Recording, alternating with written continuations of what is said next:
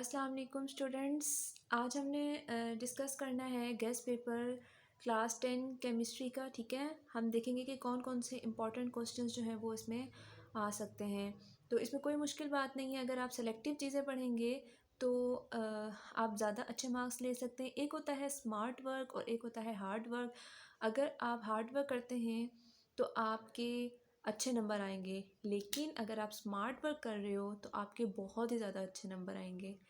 तो आपने क्या करना है, सेलेक्टिव स्टडी करनी है, ठीक है, और आपने क्या करना है, स्मार्ट वर्क करना है।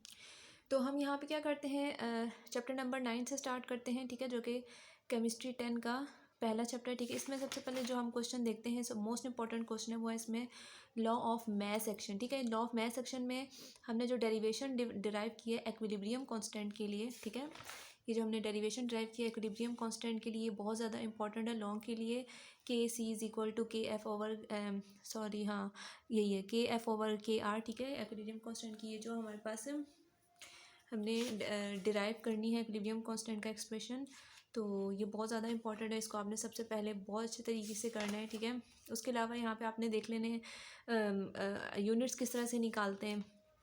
अगर आपको एक यूनिट निकालना आ जाता है तो आप बाकी जो है वो इजीली निकाल सकते हैं।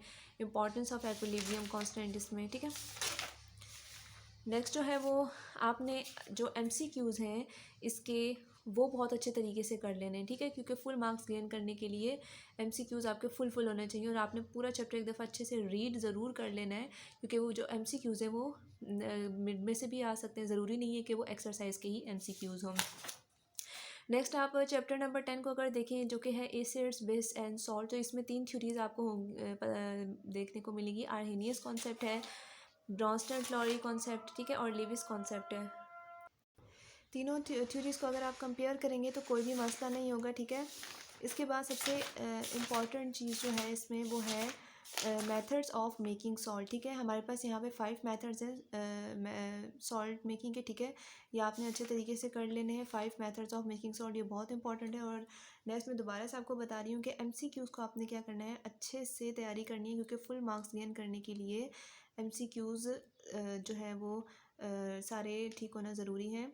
तो 12 MCQs अगर आपके ठीक हो जाते हैं तो आपके जो 12 मार्क्स हैं वो सिक्योर हो जाते हैं, ठीक है।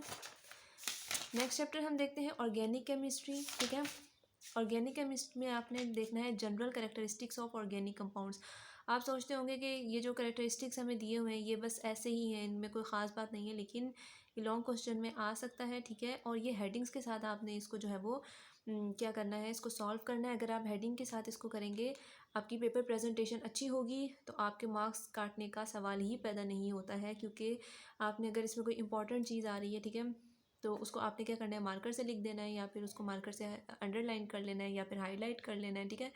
तो अपने हेडिंग्स के साथ, जैसे से आप हेडिंग्स देंगे अच्छी सी प्रेजेंटेशन के साथ उसको करना है, और प्रेजेंटेशन अच्छी हो तो कभी भी मार्क्स कट नहीं होते हैं, ठीक है। नेक्स्ट आपने ये जो कंडेंस स्ट्रक्चर फार्मूलाज हैं, ठीक है, मॉलिक्यूलर फार्मूला किस तरह से लिखना है, कंडेंस फार्मूला, स्ट्रक्चर फार्मूला, तो ये आपको लाजमन आना चाहिए।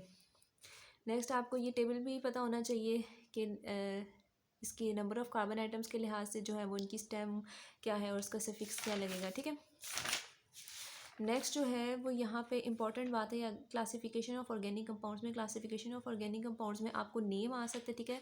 उसकी नेमिंग के बाद आपने क्या करना है कि नेम आपको दिया हुआ होगा और आपने वो स्ट्रक्चर ड्रॉ करना है।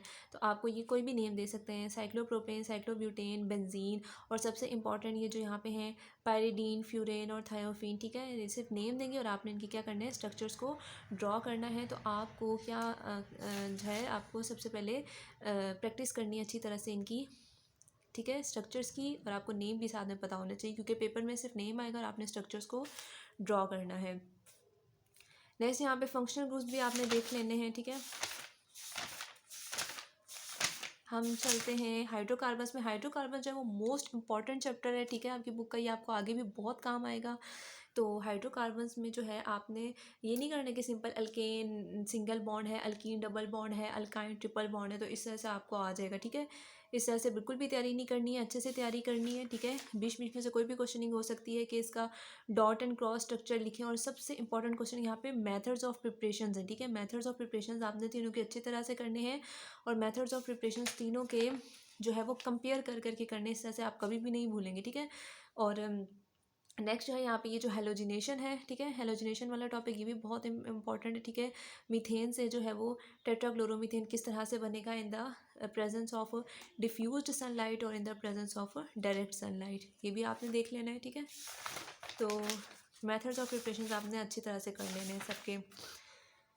उसके बाद है जी, हाँ, एक और बात बताना है कि यहाँ पे आपको इम्पॉर्टेंट क्वेश्चन आ सकता है कि कंप्लीट द फॉलोइंग रिएक्शंस। तो आपने जब मेथड्स ऑफ प्रिपरेशन अच्छे से किए होंगे, तो ये जो कंप्लीट द फॉलोइंग रिएक्शंस है, ठीक है, इसके किस रिएक्शन से अल्कीन बन रहा है, या अल्काइन की फॉर्मेशन हो रही है, तो वो आप अच्छे से कर सकेंगे फिर।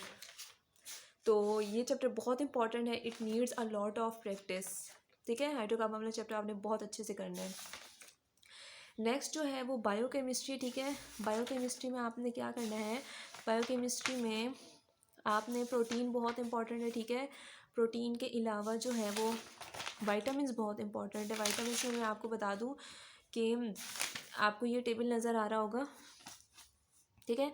टेबल पेज नंबर 103 में ये जो टेबल है 13.2 sources uses of vitamin and diseases due to their deficiency, बहुत ही इंपॉर्टेंट है। इस टेबल को आपने अच्छे से याद करना है कि विटामिन ए के सोर्सेज, डेफिशिएंसी, सिम्टम्स क्या हैं, बी के क्या हैं, सी डी ई एंड के एंड सो ऑन, ठीक है। तो ये आपने टेबल को अच्छी तरह से जो है वो इसकी तैयारी करनी है, इससे बहुत सारे क्वेश्चंस बनते हैं, ठीक है। टाइप्स भी इसकी आती हैं, fat soluble vitamin, water soluble vitamin, ठीक है।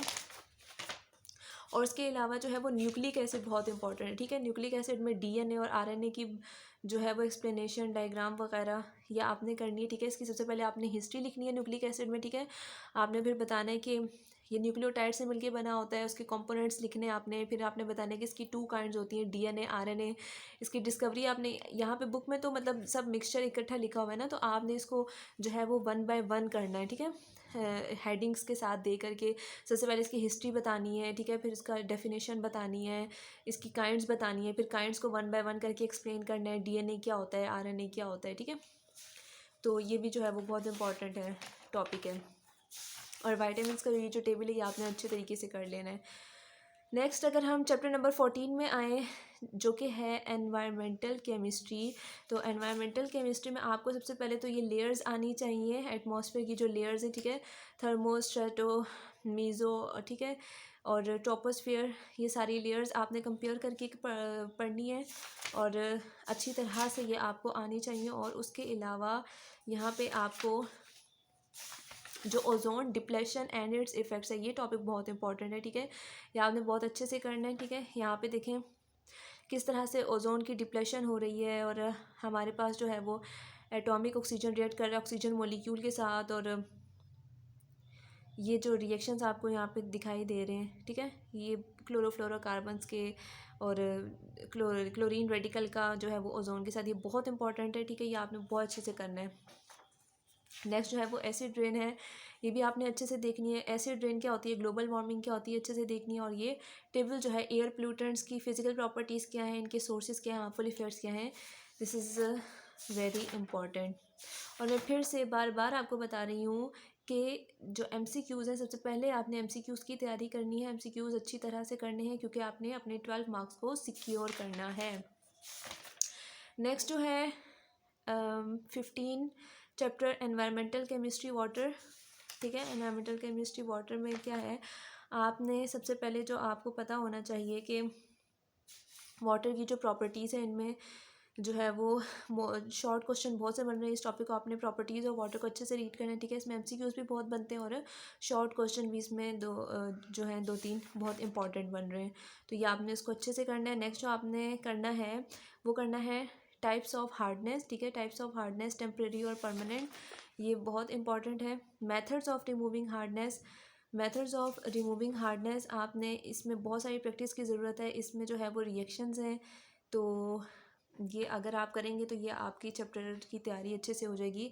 सबसे पहले आपने इस चैप्टर में पढ़ना ही क्या है, मेथड्स ऑफ रिमूविंग हार्डनेस, ठीक है। इसमें 2 मेथड्स हैं, टेम्प्रेरी हार्डनेस को भी रिमूव करने की और परमानेंट हार्डनेस को रिमूव करने के भी। उसके बाद आपने जो है वो यहाँ पे कुछ डिजीज़ेज़ है, वाटर बॉर्न डिजीज़ेज़, ये भी देख लेने। ये लॉन्ग में भी एक ही दफ़ा आ सकते हैं और शॉर्ट में एक एक नेम के साथ भी आ सकते हैं, ठीक है। नेक्स्ट जो है हमारे पास लास्ट चैप्टर है इसका, चैप्टर नंबर 16 केमिकल इंडस्ट्रीज़, ठीक है। केमिकल इंडस्ट्रीज़ में आपको आने चाहिए सबसे पहले मोस्ट इंपॉर्टेंट जो है वो इसमें सॉल्वर प्रोसेस है, ठीक है। सॉल्वर प्रोसेस आपने बहुत अच्छे से तैयार करना है। सॉल्वर प्रोसेस के बाद जो है वो यहाँ पे यूरिया है, ठीक है। यूरिया वाला टॉपिक आपने बहुत अच्छे से तैयार करना है, तो आपका जो है वो इस चैप्टर की तैयारी कंप्लीट हो जाएगी। और ये दो मोस्ट इंपॉर्टेंट टॉपिक्स हैं इसमें। और नेक्स्ट वही बात आ जाती है दोबारा कि आपने MCQs जो हैं वो अच्छे तरीके से कर लेने हैं। पूरे चैप्टर को अगर आप कोई चीज़ छोड़ भी रहे हैं लेकिन तो उसको रीड करना आपने नहीं भूलना है, ठीक है।